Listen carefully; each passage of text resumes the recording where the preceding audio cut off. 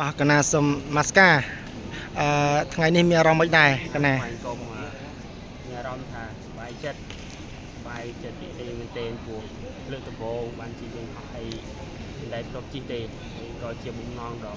ក្តីសម័យដ៏ធំបំផុតតាំងពីតូចចឹងជាយើងហោះអូកណាសាធុថ្ងៃនេះគឺក្តីសម័យនឹងផ្នែកមួយជាការពិតបានខ្លាចជាការពិតហើយកណាជាសំណួរមួយទៀតកណាចង់សួរថាលោកប្អូននិមន្តទៅហ្នឹងការសិក្សាដោយរបៀបមិនដែរកណាទៅនេះគឺតាមរយៈសាកលវិទ្យាល័យបញ្ញាសាស្ត្រទីផ្សេងប្រូក្រាមទៅជប៉ុនហើយមានរយៈពេល6ខែទៅយើងផ្លាស់ប្ដូរការសិក្សាកណាអញ្ចឹងនៅក្នុងការផ្លាស់ប្ដូរការសិក្សារយៈពេល6ខែហ្នឹងនៅពេលដែលបញ្ចប់មកវិញថាក្នុងគោលបំណងរបស់លោកប្អូនតើលោកប្អូននឹងមានបន្តអ្វីបន្ថែមទៀតឬទេនៅទីនោះឬក៏យ៉ាងណាដែរកណាសម្រាប់ខ្ញុំកណាបើសិនជាខ្ញុំកណាចប់ពីប្រទេសជប៉ុនអញ្ចឹង